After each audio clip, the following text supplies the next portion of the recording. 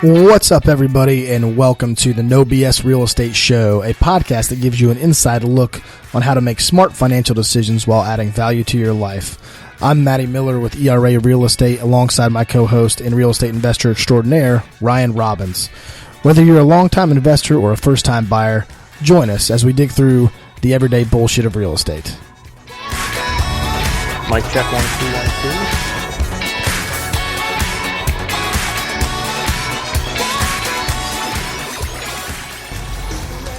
Ryan Robbins, how are you, sir? We're live. Literally rolling. We are literally rolling. Didn't get any heads up there. Yeah, we're literally rolling right now. Cool. There's no intro there. I gave you the idea that we were rolling. Yeah.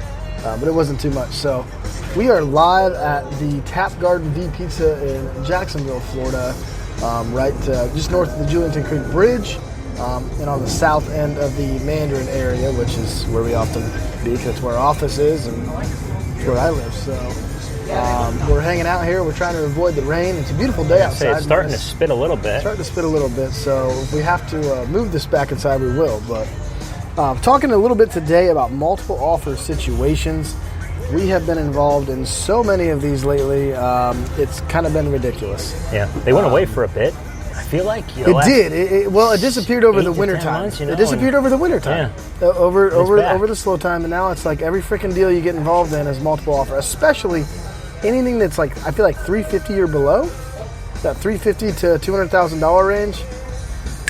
Yeah, man, it's just crazy. And I do a lot on the investment side, so that they're been getting a ton lately. So a lot of competition, a lot of people actually pricing below what it's truly worth in order to draw up all of that activity. So we'll break down both sides of it. We'll break down from a buyer's side and then from the seller's side how, if I were the listing agent on a property, what would we do?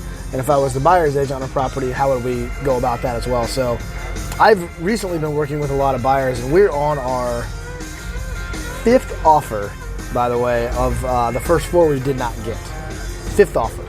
We got beat out by 3 cash deals, okay? And the other 2 we were in FHA financing. Okay. So we got beat out on a conventional deal. Okay. So, and I've told them that. I said, listen, you might have to overpay for something, unfortunately. So we just wrote an offer for him this morning, which I think will probably hit. But yeah, just some things to know. I guess from the buyer side, we'll approach that first. I think the biggest thing when, as a buyer, if you understand that the market is just, you got to be patient. Yeah. I think for people, everybody wants at least the investors I'm working with, everybody wants a deal of the century. Everyone wants the best deal out there. And right now, unfortunately, here in Jacksonville specifically, we're in a seller's market for sure. Because of that, you can't, as a buyer, expect to have, you can't right now expect to make $30,000, $40,000, $50,000 on a deal like you could, especially if you're trying to sell it for $150,000 to $200,000 once everything's said and done.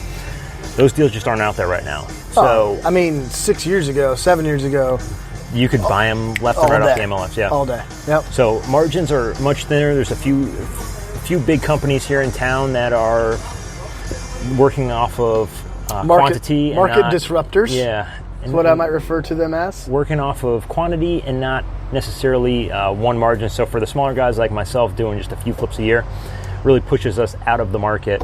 For sure. So that's pretty much what we're dealing with there. So if we're looking at comparing one offer to another, whether you're the buyer or the seller, the touch points are going to be all the same that they're going to look at. Yeah. And I would say, although we don't have a contract, you could probably pull up a contract. Maybe that's what you do while we're sitting here chatting. So there's going to be a few things that are going to set your offer apart as a buyer that a seller is going to consider. And these I guess would work on either side, because if you're a seller right now, you should be looking for these things as well. So, yeah, I think from the buy side, for me, I think one thing that I make sure that my client knows, or my customer, is to make sure that they know what they're up against specifically. Like, hey, this is explaining the market to them. While they may say, oh, it's a hot market, well, what does that mean? Yeah. A hot market means that, listen, there's multiple buyers out there trying to get their hands on real property. It's not that, the market's moving fast. And that's not what, yes, that is what it means, but it also means there's challenges and obstacles that go with it. And that's one thing I think from an expectations perspective that I have to explain to buyers, you have to explain to investors that you're not the only one out here looking at this property to try to throw a contract on it. And this may be stressful, excruciating, painful, heartbreaking, all those words. I mean, I just felt so bad. I had a buyer that I was working with, and we went well over asking price on a property, and she is in love with this property, and it was probably going to be her forever home. And unfortunately, this property was very unique in that it had almost 2 acres inside of a subdivision, in a very good neighborhood, and it just so happened to be that we couldn't get the deal done. I don't know whether it was a foreclosure, so I can't find out any information from the bank or what offer they selected, because I'm always convinced, I don't know this for sure, but on a foreclosure, when you submit an application or you submit an offer, I'm not even sure that the listing agent actually sees it. I think if it's a foreclosure, most of the time it goes right to the bank. Straight to the asset manager. So she's asking me for, well, can you give me some insight? Did I miss out because there was a cash offer? Did I miss out with this? I said, ma'am, I honestly don't know. I said, I understand that when you submit an offer, it pretty much goes straight to the asset manager. The listing agent itself doesn't really have that much to do with it. It's pretty much just an avenue for the bank to get it on the MLS and get it out there. So, and I felt bad because I wanted to have an answer for her, because normally I can find out if it's a cash offer, if it was, did we get beat out bad? Was it just that, whatever the situation was. And I felt bad. And I think that was setting the expectation, and it kind of happened quick for her. It just kind of came up, and they were like, hey, this is what we want to do. And it's one of those things you felt bad, and you want people to be prepared for it. But no matter how much you talk about it, prepare for it, still stings. Yeah. And she was literally heartbroken, and I was like, I wish I could, I want to hug you. I feel bad. Yeah. But it's part of the business that we deal with. Sometimes we have to wear many hats. Yeah. We have to be psychologists, we have to be math major, we have to be financial advisor. We have to do a lot of different things, and it was one of those things that, hey, she was venting, and I tried to console her as much as I could. And hey, maybe we'll find another one. And there'll be others. Is it going to be exactly like that? It's kind of like the plenty of fish in the sea thing, right? Yeah, but there's not many like Tyra Banks. Yeah. That's, or there's not many like Rebecca Romaine, or whatever the situation is. There is other fish in the sea, but some are uglier than the others. It's the way it goes. So, again, I felt bad for her, and it's just, again, trying to set the expectation is tough for people. And in a market that we're in right now, and we deal with it every day, we're seeing it more and more. Yeah. So, the short and sweet, obviously, an offer price will distinguish. That's the main one. All right, if someone's offering, $200,000 and someone else is offering $250,000, that's pretty easy to say, hey, we're probably going to go with the $250,000. Pretty simple. Now, we want to dig into, all right, if we've got 2 offers, and we'll just use $200,000 as the example. We've got 2 offers at $200,000 on the same house. 2 types of financing. Is that where you're going? Well, I'm going to basically break down, I'm thinking everything that would distinguish one offer from the other. Okay. Financing is being one, but the first thing that goes on the contract is your binder deposit. Yep. So it's going to be essentially your earnest money, which is your good faith to go through and purchase that house. So if offer number 1 is got $1,000 binder that they're going to put down within 3 days, and offer number 2 says, hey, I'm going to put $10,000 down. Yep. Again, that right there, shows you who's really serious. Correct. And this goes, we'll get to the inspection periods in a second, but your binder is secured with financing contingencies, inspection contingencies. There's a lot of contingencies that can be put in the contract to secure that money, and at the end of the day, that goes towards your down payment when you're buying that. Or if you're paying cash, it goes towards the purchase price. So it's that much off of that initial offer price. So it's not like you're putting this money down and it dissipates into midair. No, yeah, once the offer is accepted. We'll get to inspection periods because that's probably the biggest one, obviously, and financing as well. But so offer prices being even, your first distinguishing factor is going to be, again, binder deposit. How much you put down, and when you put that down. You can do it immediately. You can do it, negotiate anything. 3 days is probably pretty standard for our market, up to maybe 5. Sometimes I do 5 if I have a buyer that's out of state or something like that. I do 5. From there, I think the next point on our contract that you're going to run into is closing timeline. Closing date, yep. So, again, if somebody's looking to move, if you've got a 45-day close in a $1,000 binder versus a $10,000 binder and maybe a 30-day close. You know, pretty simple. I'm going to get out of my house a few weeks earlier. I'm going to get a little bit more money up front. Oh, and a lot of times you have, especially if you're buying a vacant property. Yep. Which is fairly normal. We have a lot of vacant properties that we show quite a bit, especially investor situations or people that have moved already. 270. They're listed at 275 and they got to take off because he got a new job, or military as well. We have a lot of that where they're like I just got transferred. I'm selling my house. I didn't think I was going to get transferred again, but I did. That sucks. So it's like, hey, I got to sell my house in 3 weeks, and all of a sudden, hey, I'm moving to San Diego. Boom, it's happening. So it's vacant. There, it's ready to roll. Hey, sooner we can get somebody to close on this thing, the better off for the seller. Less insurance I'm paying, less property taxes I'm paying, less liability overall. So that makes it more attractive. I want to say the next probably hot point would be... Is the type of beer we're drinking? That could be. Okay, what type of beer are you drinking? I couldn't even order it right. You expect me to remember it here? I'm drinking a Sunrise... Sailfish. Or Sailfish. I have to remember Sunrise by Sailfish. There you go. Sunrise by Sailfish, which is a blonde ale, I believe. Sure. And I'm having by Sailfish, which I really don't know where Sailfish is from. It's a fairly new brewery up here, at least. I think she said they were from Fort Pierce down south. Down south. I think she said Fort Pierce. So Florida local. Florida local. Yeah, we try to keep it local, obviously, since real estate's a very local business, but I had to take a time out and talk about our beers in case somebody wondered. I had a sour earlier. That was that berry jelly. I tried a little bit of that. Was not a fan.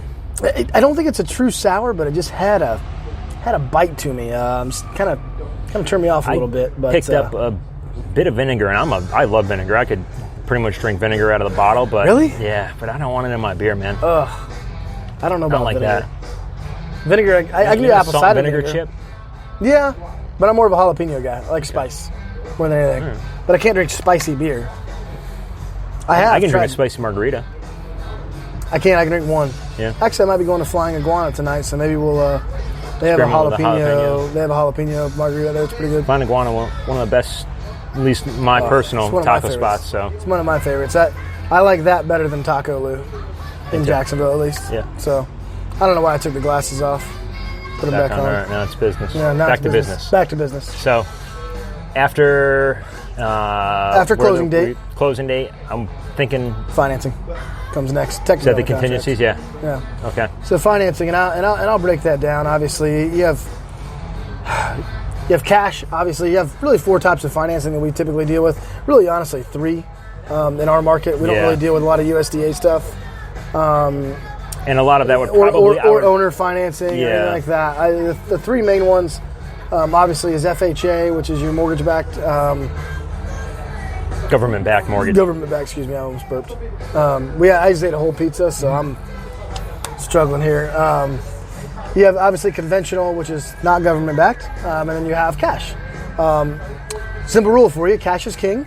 If somebody comes in with a cash offer, and it's anywhere close to what the conventional financing or the FHA financing is, typically that seller will take a cash deal over anything for 2 reasons. Number one, it probably is going to close sooner. Yep. Okay, it's probably going to be a cash deal. There's no financing. Hey, we can get this thing closed in 8 days. Okay, they can get it closed next week if they need to. Okay, then you go to what's the next best type? Next best type is probably conventional. I would say so, yeah. I mean, for sure. I would say if you're comparing a conventional and a cash offer, if you're the buyer and you don't have $200,000 worth of cash, how can you make your conventional offer look a little bit better? All the points we're touching on, like a binder deposit, closing timeline. Again, all right, maybe your cash is going to close. 8 days is quick. That's quick. Most are going to do 15, 20. Yeah, 15 to 21, somewhere in there. So, hey, if you're at 30 versus 21, but you're putting down, maybe they got to wait an extra week, but you're putting a better binder down. Maybe you've got less other contingencies in regards to inspections or things. Is go higher on your price. Yeah, and that's how you can make your conventional offer look a little bit better than the cash offer. If it's $5,000 more and you got a $5,000 binder deposit. Yeah. Maybe you make your binder deposit non-refundable. Yeah, you could do that too. Little things like that make Let's clarify a big difference. non-refundable, and let me get your opinion of it as well. So non-refundable, basically, if you don't close on that house, you don't get it back. Correct. Whatsoever. Doesn't matter. Yeah. And I had to explain that to somebody. Like, well, what do they mean by non-refundable? I'm like, well, if you close on the house, you get it back. It's not like you're just paying them $5,000 for you to accept the offer, and then you have to come up with it. No. It's non-refundable. And you can do like a $3,000 non-refundable deposit. I've seen that. I probably should have done that on the foreclosure listing that I just did. Yeah. I probably should have done that, to be honest with you. And adjust the camera here as we're chatting. Are we still on? Just want to make sure. I think we should be still on, but just want to make sure. I'll entertain sometimes the crowd here with a sip of my beer. There you go. Yeah, no, we're still good. We're still rolling. It's good stuff here. We're at 16 minutes. I think I got 3 or 4 minutes before I'll give her a reboot. Yep, we're at 15 minutes here. I can always pause, obviously, if I need to. Yep. Anyway, we should probably edit that out, but we're not fancy. We don't edit shit. We're not editing anything. We're not editing anything. So whatever's said is said. So back to basically the financing types. Obviously, your non-refundable deposit, which we just got done talking about, that's a good tool to use as long as you close in the house. Now, if you pull out for inspections because your inspection is, not good or you're not cool with it. Or you can't come to terms on a repair request. You can't come to terms on a repair request. You're still going to forfeit that binder deposit. Yep. So understand that when you do that is non-refundable means I'm not getting that back unless I close. End of story. Lastly, your FHA financing is typically your weakest for a few reasons. Number one, not everybody qualifies in FHA, and the reason probably why they're going FHA is because they have some credit that's shaky. Yeah. Not that it's bad. It's just not a 750 FICO with $200,000 worth of income. And there's no issues at all. Yeah, essentially your FHA is going to accept almost 100 points less than a conventional. You can do FHA at 580. Okay. 580. Yep. So you can do FHA at 580, and you can do very little down too. So you can do 3.5% down on FHA too. Conventional, I think the minimum you can do down right now is 5%. I haven't seen anything lower than 5% on conventional. Not recently, at least. Yeah, I want to say they had 3%. Did they have 3 for a down while? at one But point? again, it's one of those where your credit's got to be to a certain level. Yeah, well, you better have. Yeah. You can do FHA 3% down, but you better have a 700 or something like that. Again, we need to get a mortgage person on here and just pick their brain one day. I got a couple guys. Sapienza would be a good guy for me.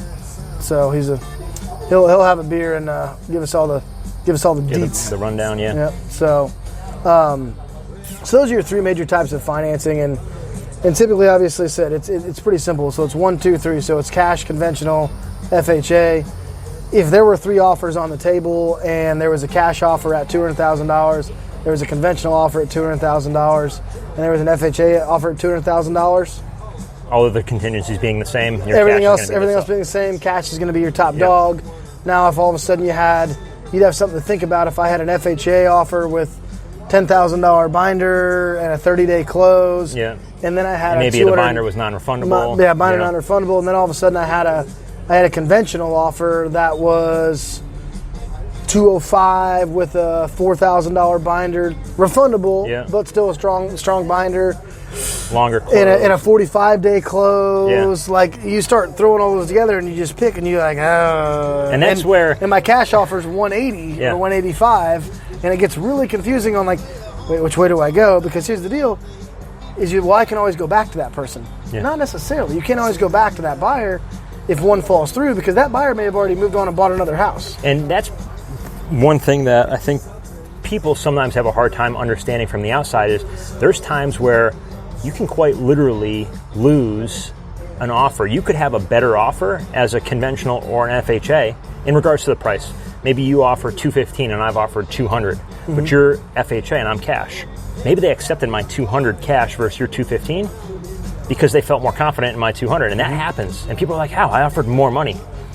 Well, they viewed the cash as a stronger offer because of the contingencies and everything else tied to that. Correct. Yeah, and that happens a lot. And you keep chatting. I'm just going to zip the video here. So, and that happens often. And what you can always do, obviously, in that situation is tell people, listen, they're going to take a cash offer if it's anywhere close.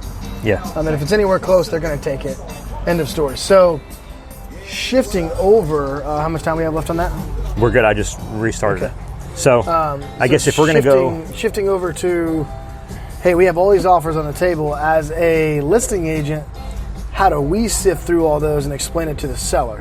Well, I'd say let's finish off. Is this yours, by the way? Yeah, that's me. Okay. It's a little warm. I took it out of the car before I came. Okay.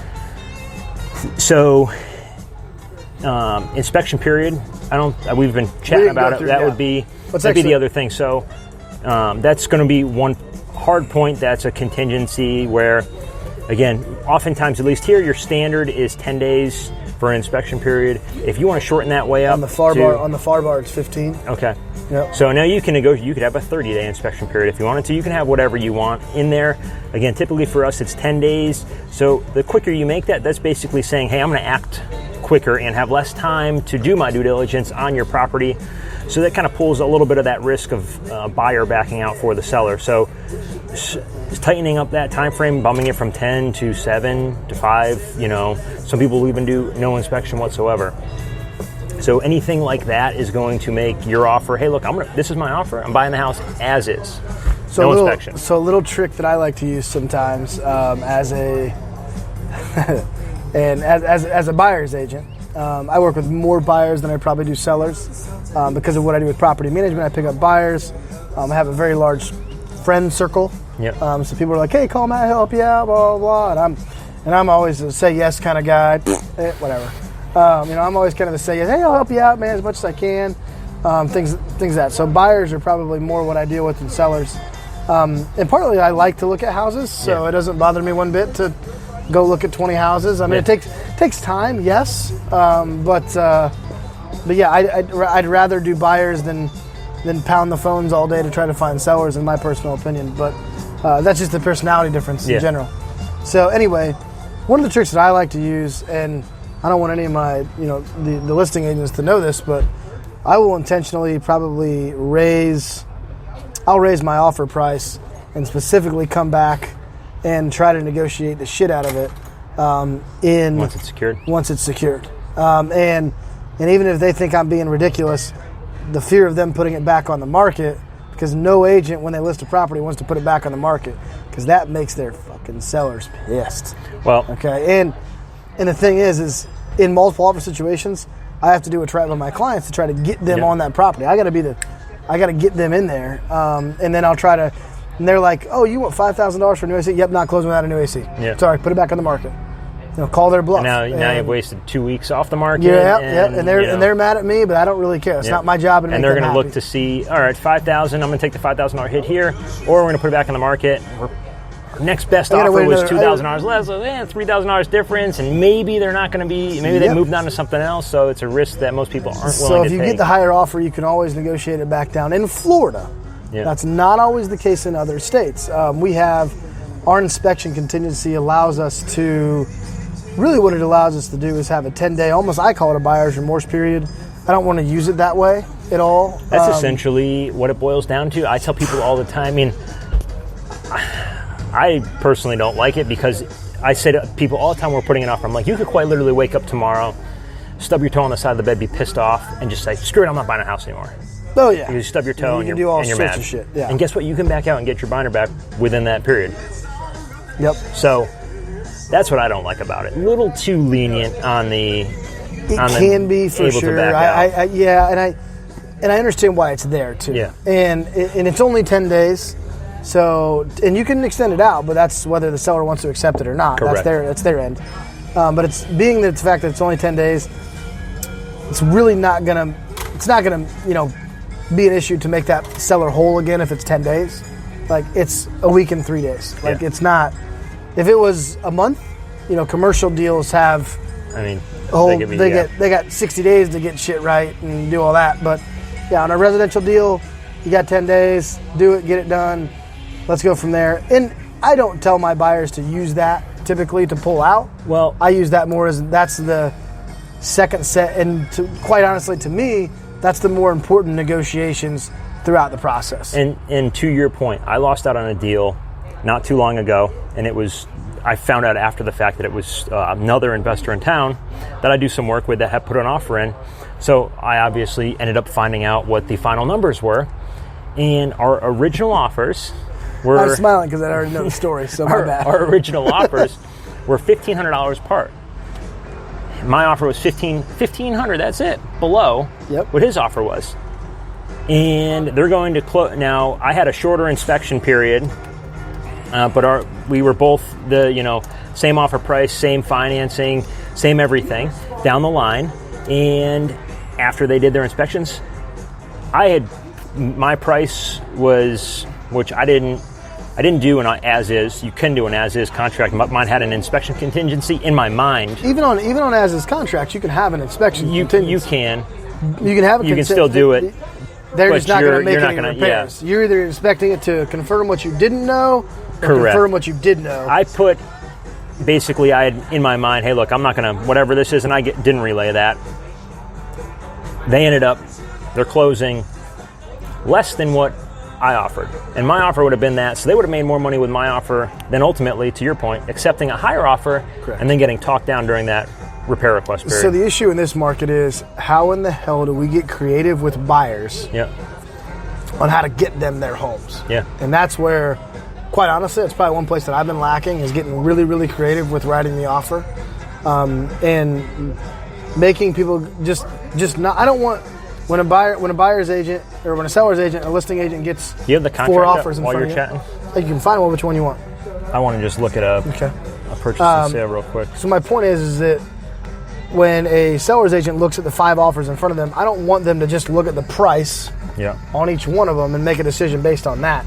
I want them to look at everything. And then I'm going to have a complaint with what I like to call part-time agents. And I was actually just having a conversation with a dude at the bar, and he's like, is that what he's like? He asked me, you do real estate, and I actually had a couple buddies in common with him, and he said, yeah, man, I used a buddy of ours that he was kind of part-time real estate, and looking back on it, every question that I asked him, he didn't really have a clear answer, and I just felt like he didn't really fight for us, and this, that, and the other. And what I would tell people is, find a freaking full-time agent, because listen, even if somebody I have a livelihood to protect. It's what I do for a living. I guarantee you that I'm going to go to the ends of the earth to get that shit done for you, versus somebody who's working a full-time job and does this on the side. Yeah. I struggle with that aspect. There's very few professional certificates that you can have that allow you to be part-time.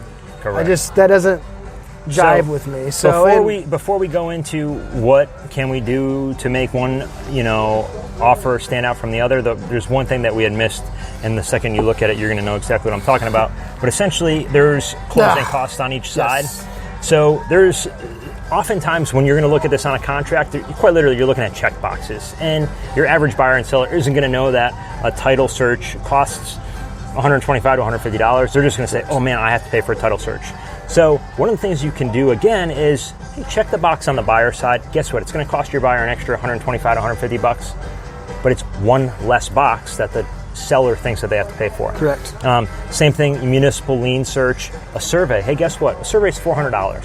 Now, if you would do a survey, a title search, and a municipal lien, we're saving that that's seller 3 boxes on our bucks. average contract here. If you don't include a home warranty, you've got 7. So we're going to take off almost half of the boxes, and it's going to cost the buyer $600, $700. $600. You know, $600. But it looks like 50% of a whole contract. Doesn't matter what the price is. Psychologically speaking, so that's how you can play into that a little bit. When I see 3 check boxes checked versus 7, they're going to pay for all this stuff. A lien search, $75. Yeah, that's just lien search, $75. You know, which is almost worthless most of the time. Yeah.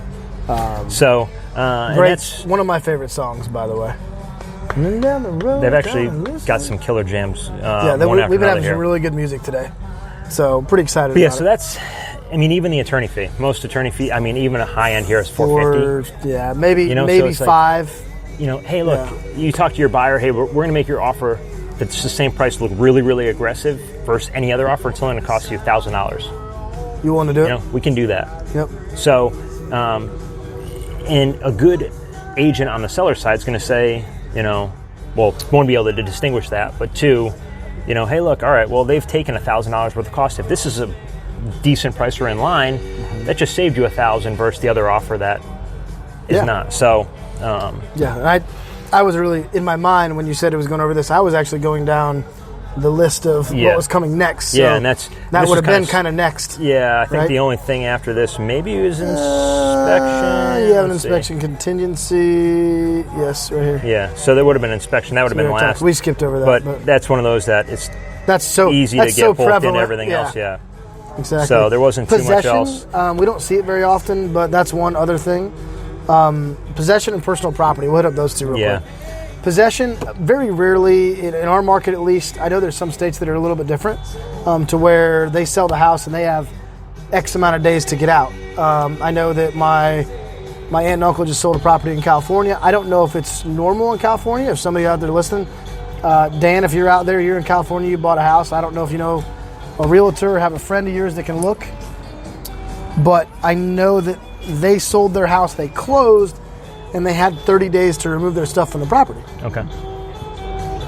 That could be industry standard for all I know. Yeah. You close it, you got 30 days to vacate, you turn the property over, boom, no questions asked. In Florida, we're almost probably 98% buyer will be given possession at closing. Yeah.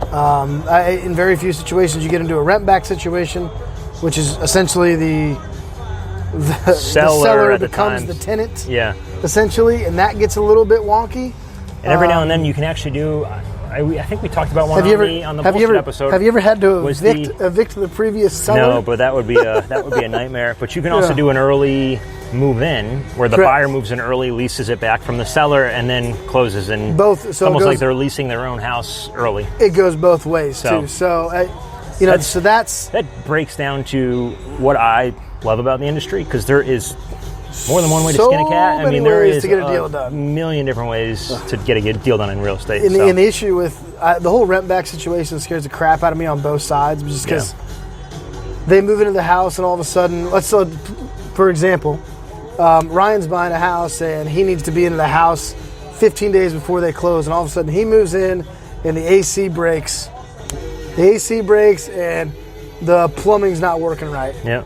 Now all of a sudden he's livid. Yeah. Because the house that he's buying now. We're past our inspection period. We're past our inspection period. We've already done all our due diligence all of a sudden. And then that is just going to blow the deal. And he's probably going to, more than likely, and I've heard stories of this happening where he says, screw my binder, I'm moving my crap out, and I'm not buying this house. Yeah. And typically in that situation, you're at least 45 days into that deal if you're moving in early. Because typically, at least in our market, you're probably doing that because of a finance contingency got backed up or something Some happened. other issue, yeah. And it's so many things can happen to where that makes that situation just... This is like one of those fine, like you walk the fence line, because as an agent representing a seller, anytime that comes up, it's no. We're not letting them move in early. No. And on the flip side, as an agent representing a buyer, I'm like, I'll go to battle for you. Like, I'm going to push for it, you know? Well, I always say I'm not closing unless we get possession. Yeah. On the buyer side. Okay. Yeah, I'm not closing until we get the possession. So I've done it before where I'll go to bat. I'll ask. Yeah. I mean, the worst they can do is say no. Yeah. And that's one thing in real estate. Understand that everything is negotiable, and I think people hear that and they're like, not really. And I'm like, no, there's a lot of things negotiable. Now, more often than not, are they going to say no or fuck off? Yeah, there's a good chance of that. Yeah. But you can always ask. So it doesn't mean that they're going to say no, or doesn't mean that they're going to say yes. It's just a matter of you can always ask. Personal property, this one comes up quite a bit sometimes, especially more in that luxury real estate area, where sometimes a good example is billiards tables. That's one thing. Large attachments on a house. Let's say a shed that's movable, and sheds typically don't really get lumped in there, but if it's a large permanent building that's permanent, that's one thing. If it's a movable shed, sometimes the buyer will take that, or the seller will take that, excuse me. But I see like pool tables, washer dryers sometimes get thrown in this. What else can I think of? As far as like personal property, when someone walks in a house and says, hey, I want that house if that stays. Yeah, so I've had it the flip side more often than not, where somebody's like, so the short and sweet of it is you're going to, anything that's affixed to the property, like a fence, hot tubs, things, something like that, that's assumed to be with the property. It's not easily taken out. Correct. Oftentimes somebody thinks, hey, I can move a refrigerator. That's easy to move. If it's fixated on the property, I believe is the real correct. Yeah. term. So I often see it the other side. I just did one last month where they really wanted the chandelier. That was in the dining room. It was a family piece that had been with them forever. They wanted the chandelier. So that This is assumed to be sold with the property. The way of the property. The way to avoid that is we had to put when they're a seller. Yeah, so as change a seller, the fixture out before you list it. Well, you can do that. You can change that before you sell it. Well, yeah, in this situation, that wasn't going to be the case. But you're going to put it in as a contingency where, hey, look, all the personal property and the chandelier is coming with, you know? You can write in pretty much anything inside the house. Typically, that's in our situation, I just took a note on it. Is we're going to do an episode of the craziest contingencies or things that were negotiated in the house. I'm sure craziest negotiations of all time. Or we're gonna find out what the craziest thing. I want to buy that house, but I want you to keep your. I need your cat and your dog. Like they come with the house. So mounted or installed speakers, surround sound systems, things like that. That may be mounted. They're not necessarily built in. They're mounted more than anything. Water softeners. Most of our appliances in our market, they all stay with the property. Appliances typically don't move. However, sometimes you find houses without fridge does not convey. Or you've got a microwave that sits on the countertop and is not mounted above the stove or whatever. Yeah, and if it's not mounted, then you assume that that's not going to stay. Correct. So that person would have to provide their own microwave. It's a countertop microwave system, which is not expensive anyway. On the buyer side, if you're negotiating that, you're going to check off, hey, personal property microwave as part of the contract. Yep. So the other thing, as we're talking about weird contingencies, if you negotiate in furniture, things like that, I actually have a sale at the end of the month where it's a cash deal, but they're leaving a bunch of furniture behind. And I said, hey, look, we're not even going to put in the contract because it's going to muddy this up a lot. Yeah. Now, the kicker is it's a cash sale, so it would do less to muddy the water. It's more just from a legal standpoint. I'd rather not even have it in a contract.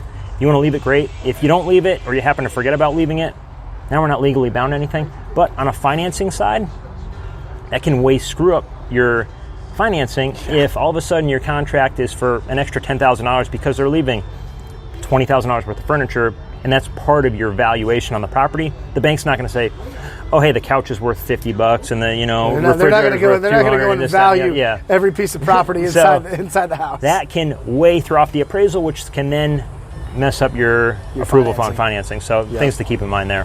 I think that's pretty much all we have on the buyer side as far as negotiating and going through the contract. Yeah. I wanted to hit up. Let's completely switch gears here and say, okay, hey, we are all of a sudden we're the listing agent now.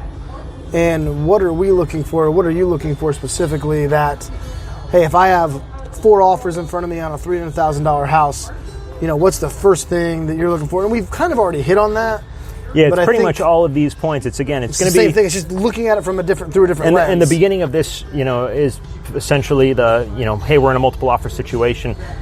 These are all the points we're going to negotiate through those. Mm-hmm. So in a multiple offer situation, everything we just touched on is what I'm going to look for. We're quite literally a good agent is going to, a good buyer's agent is going to negotiate to make sure that each of your points are aggressive. 7 different topics of, I'm not going to be able to pull them off the top of my head that quickly, but yeah, probably around there.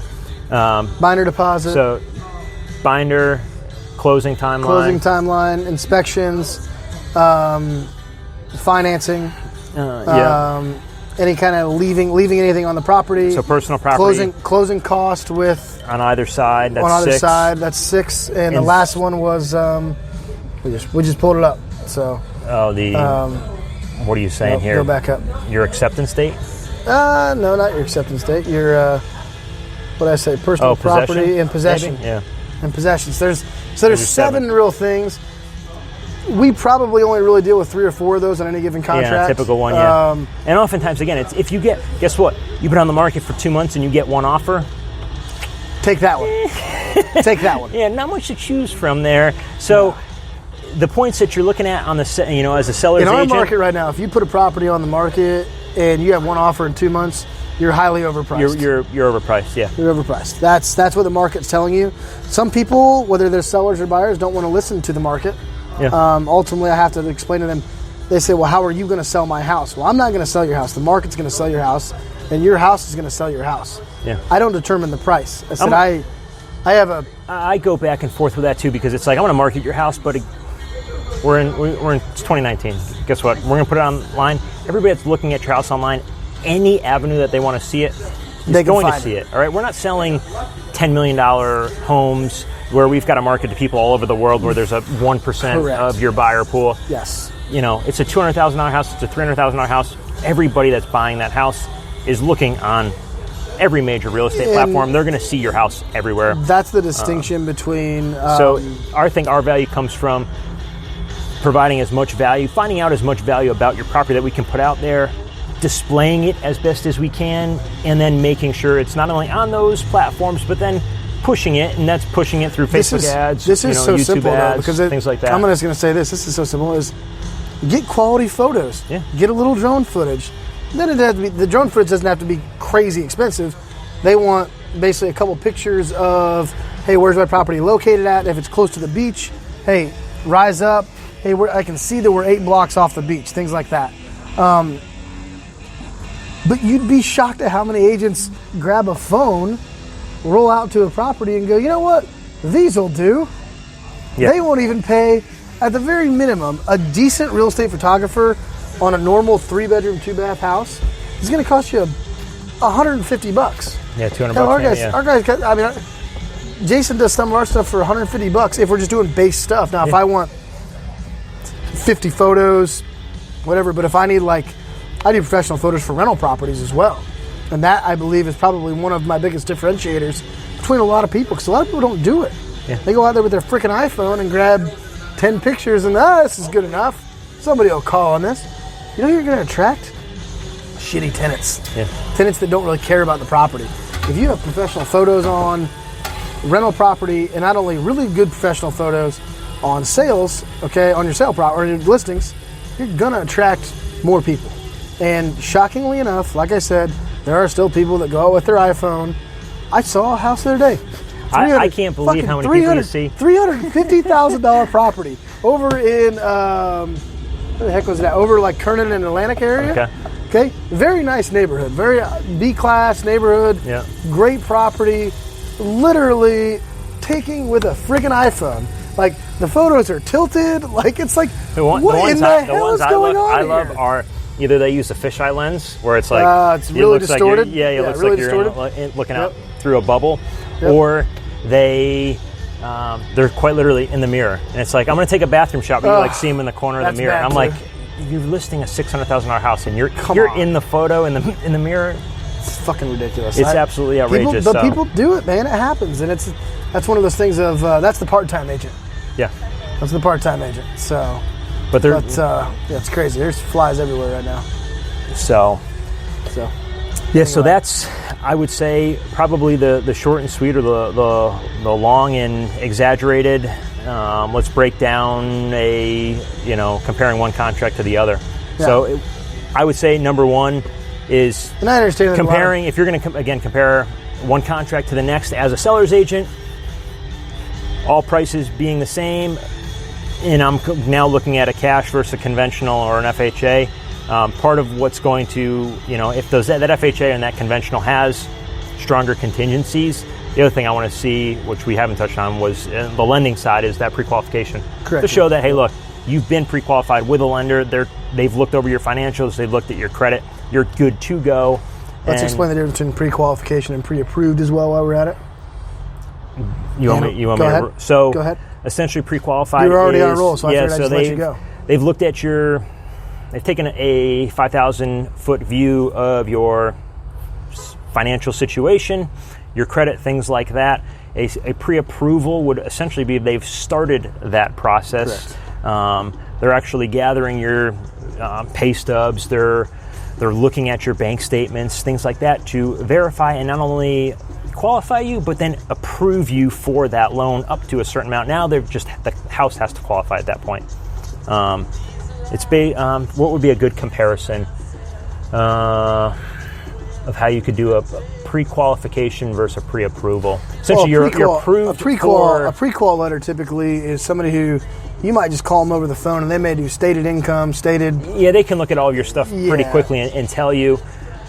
But I'm trying to think of an outside perspective of taking it outside of real estate or outside of financials, of what you would say, hey, look, this is what pre-approval versus a pre-qualification would look like. From a credit card perspective, you apply for a credit card, A lot of times you fill out some stuff on the yeah, internet. that'd be good. Yeah. So they would say, hey, look, you're approved up to $20,000, and then you're going to actually apply, and then it's only $50,000. You get that letter in the mail that says you've been pre-approved for X amount, and then you go out and actually fill out the application for the credit card. Or pre-qualified or whatever. And then they give you $4,000 on a credit line. Yeah. Same situation. Okay. So, and it's interesting actually how that kind of shift is. That pre-approval has actually shifted a lot to where it's not fully approved. Like, believe it or not, you still have people that are they fully approved? Well, no one's typically fully approved. And the whole thing is like, I'm never going to have a buyer get pre-approved because that whole process, the whole thing is there's timelines too. Pre-qualification, they're going to look at your credit, they're going to look at your, again, basic tax returns and financials, but that's good for 90 days. Correct. So like you have a timeline with that, and it's the same thing. Like we're not going to jump through all of these hoops if we're not ready to make an offer and we're serious about it. So, Correct. If that may be like an eighth point of getting pre-approved, but again, if multiple offer situation, there's timelines. You've got to move quickly. You don't have time to get. The other side of that is approval. what I was going to say is I've had conversations with a couple different LOs lately, loan officers lately, and honestly with technology gap shrinking between being able to get them docs and all that stuff. And when I say documents, I'm talking pay stubs, W-2s, taxes, all that stuff that you need to get to a lender to get pre-approved. Yeah. Okay. There's not a huge difference between pre-qualification and pre-approval anymore in today's world, because I have a gentleman that works for Loan Depot that basically they have the smart loan, and basically they just send them a link and they upload everything that they need to. Yeah. Boom, boom, boom, boom, boom. And most people today, I don't know about you or me, I have all my income documents, all my tax information in a Google Drive folder. By the way, nobody hacked my Google Drive. That's where it's all at. So I probably should have said that out loud, but whatever. Thankfully, we don't have that many fans that really hate me. So at least, exactly. To where I literally could have all the documents to him and have given him everything within the snap of a finger. Yeah. And he's going to send me a pre-qual letter, okay? There's not a lot of, he's not pulling that much more work at closing than what he's already done. Because he's already pulled my credit, he's already pulled all my docs, I've supplied him with everything that he needs. As long as I'm not an idiot and go out and buy a new car in the middle of my, it's another thing we'll hit on. As a buyer, by the way, once you that's a whole other episode. Once you've actually qualified on a property or you have the property under contract and you're doing your mortgage application, please do not go buy a new car or apply to buy a Ferrari anytime soon. So, how's it going, guys? Don't worry, we'll tell you later. Oh, we're good. We're good. Yeah, very G-rated. It's a real estate podcast. You're fine. Yeah. So anyway, and that's there's not that much difference in them anymore. There used to be back in the day, because the pre-qual letter used to be, hey, it's stated income, it's stated how long I've been at my job. They're not doing employment checks. They're not doing credit checks. They were just, hey, how much do you make? How much can you qualify for? Do you know what your credit is? They're not doing all that stuff, because now at the click of a button, a loan officer can have your credit report and everything that you've done in the last 10 years in a heartbeat. So not that much of a difference, but anyway. All right. So well, let's. I was going to say we're up against it here. Yeah. So let's wrap it up. That's probably everything we needed to cover. Yeah, so if you guys have any questions, you know how to contact us. We actually haven't given the website in a while, but it's the for me, because you're not a college football fan, so you know why it's the? No. You ever watch Monday Night Football? No. All right, where they always say the Ohio State University. Okay. Right. Or the. See, you're from the fucking Northeast. Come on. You got a Midwestern over here, Northeastern. NOBSpod.com. The NOBSpod.com. The NOBSpod.com. That's or the NOBSpod.com. All right, there we go. So, so appreciate you guys joining us, and we appreciate the V Pizza. V Pizza in Appreciate Mandarin, the beer, also known the as the pizza, Tap and the Tap wings. Garden. It's The all wings fantastic. if you find yourself in this area, there's 3 locations for V Pizza. There's one out at Jacksonville Beach, there's one here in Mandarin, and there's one also downtown in San Marco, Hendricks, off of Hendricks Avenue there. So all of them are good. This is my favorite one. This has the most beers on tap. I don't know if you can tell that I like my beer, but either way, I come here often, and it's a great outdoor patio as well. So always having good times out here at V Pizza. So Awesome. All right, we'll start the outro. And Yeah, we'll go from everybody there. enjoy their weekend. Enjoy the weekend, or guys. week, whatever it is. Make sure this is good to go here. Thanks for listening to our podcast. If you enjoyed this episode, there's a few things I'd like you to do. Subscribe, leave a review, and head over to NOBSRealEstatePodcast.com where you can connect with Matt and I on all of the platforms we're on. Also, if you could do us a favor, leave a message letting us know what you enjoyed about the episode and what you'd like to hear about going forward.